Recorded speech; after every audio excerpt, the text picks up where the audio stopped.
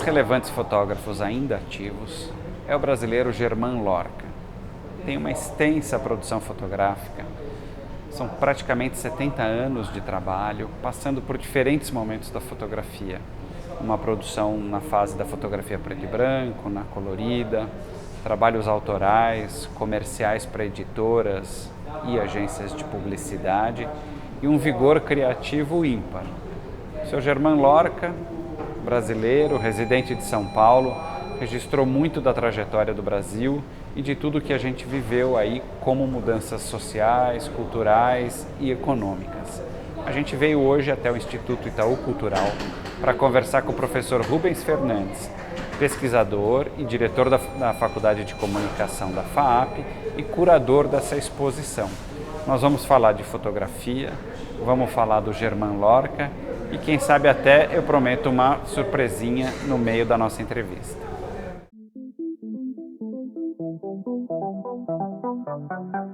A realização da exposição também foi um aprendizado muito grande para mim, porque o Itaú Cultural tem uma preocupação muito legítima com a questão da acessibilidade. Então, a gente teve que prever os espaços para poder passar um cadeirante, a gente teve que mapear o espaço tátil no chão, a gente construiu algumas imagens em 3D para as pessoas poderem tocar na imagem e perceber o que é um retrato, o que é uma foto de São Paulo, o que é uma foto de publicidade. Eu acho que isso dá uma dinâmica e permite um acesso muito mais amplo do que toda e qualquer outra exposição que está ocorrendo na cidade nesse momento. Eu acho que é uma preocupação muito legítima da instituição e permite visitas especiais com audioguia, com libras, né? Todas as telas têm libras, né? Então há explicações para todos os suportes e para todas as questões para permitir um amplo acesso, independentemente das questões individuais. A questão da deficiência visual ou da questão da deficiência auditiva ou de qualquer outro tipo de deficiência está esplendidamente contemplado na exposição.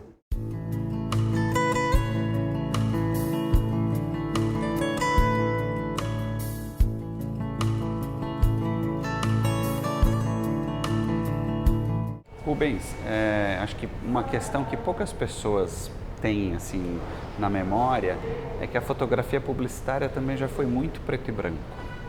Tem uma transição, né, que aconteceu na linguagem fotográfica, mas em algum momento ela foi PB e o Germán Lorca viveu esse período, ou seja, ele veio ali dos seus trabalhos do Fotocine Clube e foi se aproximando da fotografia profissional, comercial e entrou nisso.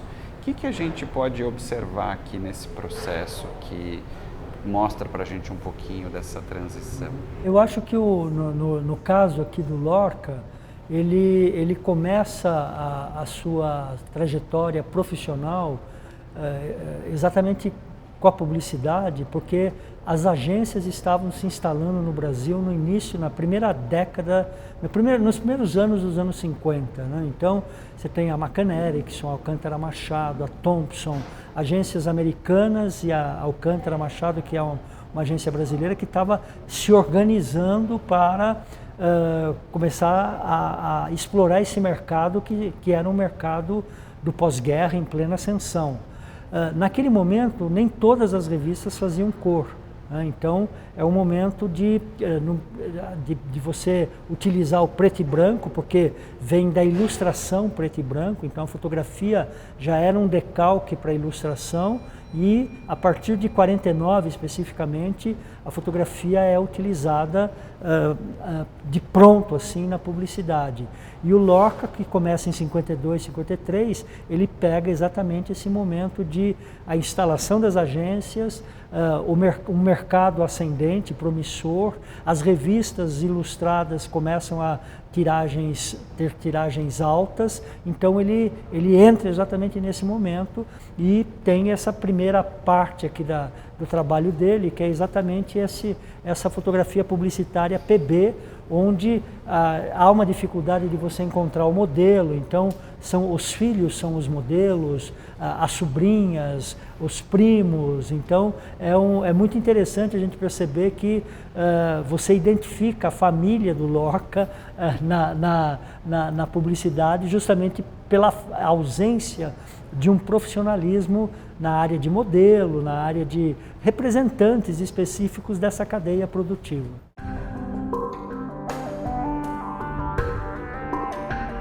Nessa parede tem duas fotos interessantes, uma delas é essa imagem, né, que ele precisava, o RAF, o desenho produzido pela agência, era esses pratos em movimento. E ele está fazendo o anúncio do prato, dos primeiros pratos de plásticos, né? Então, o que ele fez? Ele preparava a câmera e tinha um jovem assistente que pegava o dedinho e fazia assim, e os pratos caíam. Então, por tentativa e erro, né, ele conseguiu essa belíssima imagem. A outra imagem interessante que a gente poderia destacar é essa imagem do Fusca Pé de Boi, que chamava na época, porque a gente está nos anos 60, pós início da ditadura, e tem uma crise econômica forte, e a Volkswagen lança um automóvel que não tem cromo nenhum, né? Ele não tem nenhuma área cromada, era tudo pintado, o farol pintado, o para-choque pintado, o espelho pintado, etc. Então, quando ele foi para a agência, o desenho era uma casa colonial antiga, né? Tipo uma fazenda, uma carroça, e ele falou assim, eu sei onde tem isso, né? Para pegar o trabalho, né? Então ele foi rápido, só que daí a história é muito interessante, porque ele pôs o diretor de criação, o diretor da agência, o diretor da Volkswagen e foram para Itu, né? E ficaram o dia inteiro procurando uma cena. E daí quando estava assim, e todo mundo cobrando, Lorca, você disse que sabia onde tinha isso, Lorca, você tinha... Né? E daí assim, no finalzinho, assim, no lusco-fusco, ele se deparou com essa cena pronta, e daí enfiou o carro e fez a foto. Aqui já é uma outra situação, né, que é uma situação cor. Aqui a publicidade as revistas já estão imprimindo a cor, né, e talvez a história mais interessante seja a história da girafa, né, porque era uma propaganda do Jeep, né, e ele precisava mostrar a estabilidade do Jeep e o quanto ele aguentava de peso. Então ele inventou uma girafa, ele foi num circo e alugou uma girafa. E num primeiro momento, ele levou a girafa e o carro ali para Quirino de Andrade, perto da Biblioteca Mário de Andrade, e só que quando foram colocar a girafa dentro da caçamba, a girafa escapou e foi em direção a Anhangabaú, né? E daí aquele desespero, e disse que o espanhol, dono do circo, falava assim, se ela morrer você vai pagar 2 milhões de cruzeiros, etc, etc. Mas daí o tratador conseguiu pegar a corda, né? E aquele dia não deu certo a foto da girafa. Passou mais uma semana, ele então foi lá perto do Clube Tietê, perto da Marginal, conseguiu com a Light uma estativa de poste e ele subiu nessa estativa e daí tinha um problema, como é que vai fazer a girafa olhar para você, né? E daí o tratador que está aqui falou assim, seu Lorca, compra um saquinho de pão francês, que ela gosta de pão francês, e eu dou para ela. E a hora que ela engolir, ela vai ficar, né, para engolir ela vai ficar em pé. Só que e daí está o saquinho de pão aqui, né, e o tratador dando a girafa. E daí assim, foi dando o pãozinho francês para a girafa, até que tem um momento que a girafa olha para o Lorca e ele faz a foto, né? E a foto contempla todos os curiosos, né? Vai vir um anúncio do automóvel, né? Hoje impensável você imaginar um anúncio com essa quantidade de pessoas sem ganhar cachê, sem absolutamente nada, né? Como que você recuperou, Rubens, todo esse material, a sua pesquisa, a interação com o Lorca? Como Bom, veio isso? Eu conheço o Lorca há mais de 35 anos, né? Então, e eu tenho muita curiosidade, sempre tive em saber como que ele resolveu os problemas que foram aparecendo à medida que ele foi sendo demandado por trabalhos comissionados. Então, ele não tinha as histórias sistematizadas, mas ele tem uma boa memória, e ele foi falando, não, aqui eu usei isso, aqui eu usei um assistente, essa foto eu não queria perder, então eu falei que eu sabia que em Itu eu ia achar uma construção antiga, então eu fui para Itu, mas ele não tinha a menor ideia onde em Itu ele ia encontrar aquela imagem. Claro. Então eu acho que aí é que eu falo, né, que é essa espontaneidade, essa coragem, e o que é básico no trabalho do Lorca, a intuição.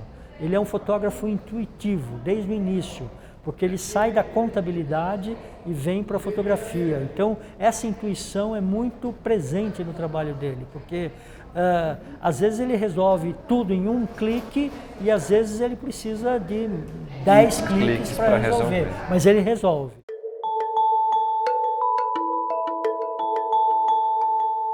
O que a gente podia entender aqui desse retrato que parece assim tão inusitado e com uma relação tão espontânea do Geraldo de Barros, para começar a falar do assunto? A gente criou um núcleo Retratos, né, para mostrar a versatilidade do Lorca, né, além da publicidade, além da cidade de São Paulo, né, e esse retrato é especial, primeiro porque é o Geraldo de Barros, que foi uma grande referência pro Germán Lorca. Foi o Geraldo que ensinou ele fazer solarização, eles trabalhavam juntos no laboratório, então tem aí uma cumplicidade, moravam no mesmo bairro, no Brás, na mesma rua, né? Então tem uma cumplicidade legal aqui. Mas aqui, essa foto, por incrível que pareça, ela é uma foto de publicidade. O Geraldo está fazendo o papel de um árabe. Mas é um retrato tão expressivo, porque o Geraldo era um fumante inveterado e tal, que eu trouxe para abrir esse núcleo, né, que sempre tem uma ampliação mais expressiva, e depois as outras imagens, né? E no fundo, eu quis mostrar aqui as relações que o Lorca estabeleceu com o mundo da arte e da cultura. Né? Então você tem Aldemir Martins, pintor, Bibi Ferreira, atriz, Alexandre Wollner, designer, né? Haroldo de Campos, poeta e tradutor, Caribé, né? Que é um pintor e gravador, o Boris Kossoi, historiador da fotografia e fotógrafo, o Mindlin, que é um grande colecionador, né? A Vilma Slomp, que é fotógrafa, o Pierre Verger, que é fotógrafo, a publicidade, né? O Ricardo Ramos, filho do Graciliano Ramos, que era um redator de publicidade, o Volpe, né? E aqui é o Francisco Ferreira, que é o tio da esposa do Lorca, que emprestou a primeira câmera para o Lorca, né? Que era um engenheiro, também fazia fotografia, cinema, era do Instituto Histórico Geográfico Brasileiro.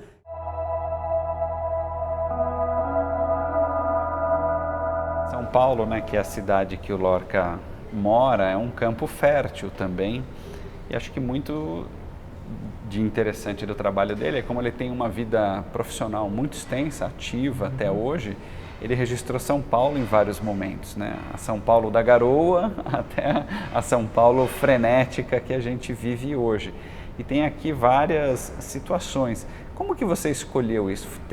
Você teve a intenção de mostrar um pouco essa passagem do tempo, ou tem uma questão mais com a sensibilidade dele em particular para algum jeito de fotografar?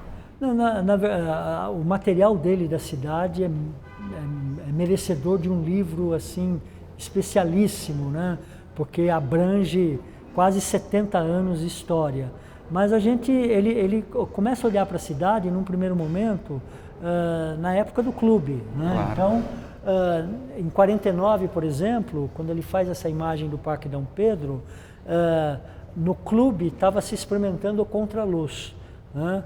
Então, para você fazer um contraluz bem feito, como ele diz, né, você precisava ter técnica, não era qualquer um que fazia um contraluz com essa excelência, né, onde você traz informações na baixa luz e na alta luz, né, e ainda você pega o clima da cidade, né, é um amanhecer no Parque Dom Pedro, né, onde você tem todo um ambiente, né? E olhando com os olhos de hoje, uma certa nostalgia, né? Porque você fala, cadê essa cidade que está aqui, que eu gostaria de estar nela, né?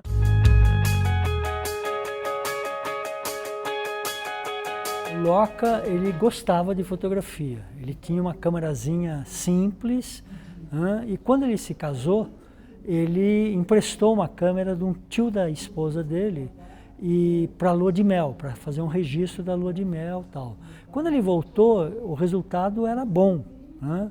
Daí o tio dele, o tio da esposa, falou assim, olha, se você gosta tanto de fotografia, por que você não vai no Fotoclube Bandeirante, né, para aprender fotografia, aprender técnica?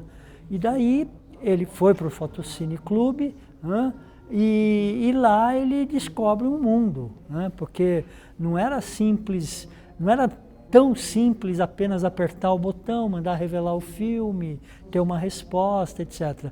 Tinha uma técnica, né, que precisava ser aprendida, né?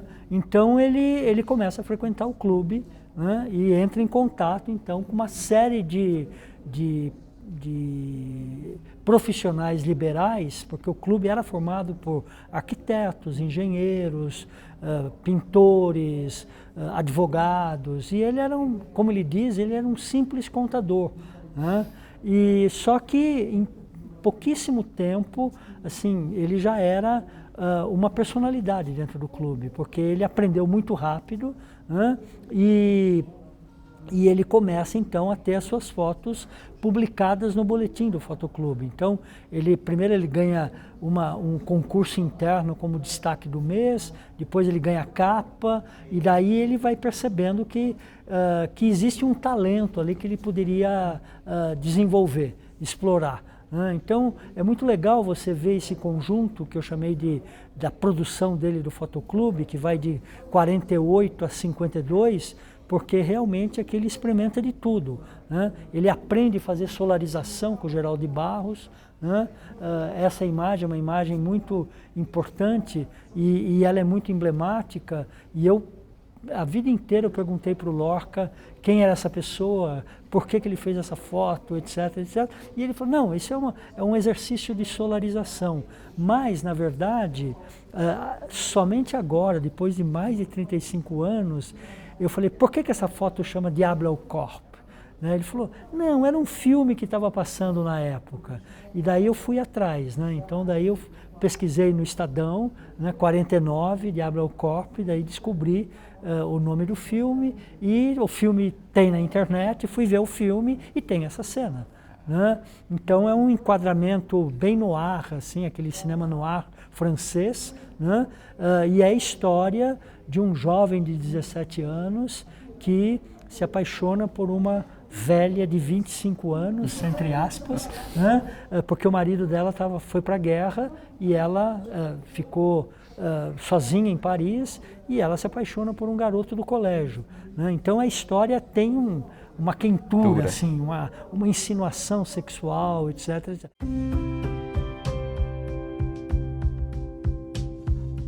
Você queria tanto do diretor de arte ousado, né? Que de fato era um lugar que eu arrisquei fazer a foto.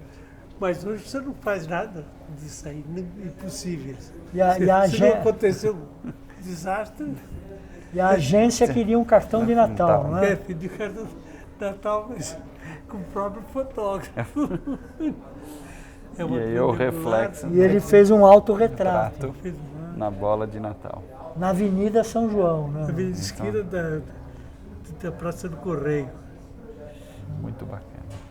Porque aqui você vê o Martinelli e o Banco do Brasil e o Banco do Estado de São Paulo. Inverteu a bola, inverteu, né?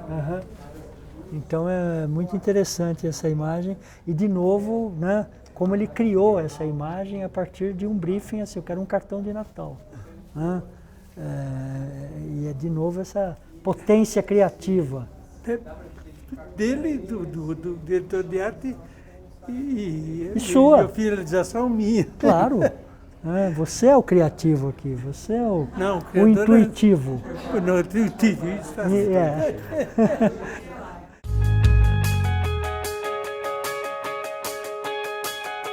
Eu me lembro, eu tinha 3 anos nessa época, né? Você é a mãe do meu pai. Minha bisavó, a mãe do pai dele. Né? E estávamos andando em Ibirapuera lá, que estava sendo terminado para a inauguração, né? Passeando, e meu pai pediu para caminhar em direção à Oca, né? E teve esse momento, fez esse clique. Porque eu estou de cabeça baixa, eu não sei, devo ter feito uma criação. E foi a primeira fotografia para a gráfica da Editora Abril. Da Editora Abril. Tanto que ele fez o livro dele de fotografias, a primeira foto é essa em branco e preto. Que eles imprimiam colorido, imprimiam só branco e preto. Tinham revistas infantis, né, ilustradas, e imprimiram essa como se fosse a abertura de começar a fazer fotografias, que eles nunca publicavam fotografia, eram só de revistas de desenhos para crianças. Porque naquele tempo não usava cachê, comecei a usar profissionalmente a partir dessa data. Você foi falar, começaram a criar agências, mas ainda não era muito profissional no negócio. Mas eu também inventava alguma coisa familiar, porque era mais em conta. Não pagava. E também não existia modelos profissionais, né? Não existia quase. Para você convencer um pai a deixar a menina ser fotografada era complicado, né? Eu acho que o autorretrato ele é uma característica da arte em geral, né? Seja da pintura, seja da gravura, seja da fotografia. Né? O Richard Avedon dizia que, no limite, toda fotografia é um autorretrato. Né? Então eu trouxe aqui um conjunto pequeno dos autorretratos, né, do Lorca, porque mostra ele aqui no primeiro estúdio, na Avenida Ipiranga, ele com a sua Leica, com seu anel de contador, né, com a gravata borboleta do artista, né, e depois há uma evolução tecnológica e uma evolução econômica também, né, porque depois você vê o Lorca com a Rollei, o Lorca com a Hasselblad, o Lorca com a Nikon, né, numa foto mais despojada em Paris, né, e a gente teve o cuidado de, como eu estava pensando em mostrar as câmeras, eu trouxe exatamente essas câmeras para mostrar para as novas gerações que a fotografia teve uma evolução técnica, que a fotografia não era tão fácil como era hoje. Né? Então, essa parede tem uma conexão direta com a vitrine, na medida em que as câmeras estão exibidas lá e os formatos dos filmes também são diferentes, né? 35, 6x6, né? E a qualidade da imagem também modifica. Uma Leica é muito diferente de uma Nikon, né? Uma Rollei é muito próxima de uma Hassel, né? E essas câmeras são as câmeras que ele utilizou para fazer esse conjunto de imagens que a gente exibiu aqui. Então, esses dois núcleos, autorretratos com U e autorretratos com L, né, mostram um pouco a figura do Lorca em ação. Né? Aqui, ele mesmo fotografando, e aqui os amigos, né, que ele fez, fotógrafos. Né? Então, Augustinelli, que era um fotoclubista, né, que é um fotoclubista importante, mostrando o Lorca em ação. Aqui o Peinado, que é o tio dele, que era um lambe-lambe, né, e eu achei legal trazer essa foto aqui, porque o Lorca está com 3 anos de idade, né? E o tio dele depois vai ser fotografado por ele.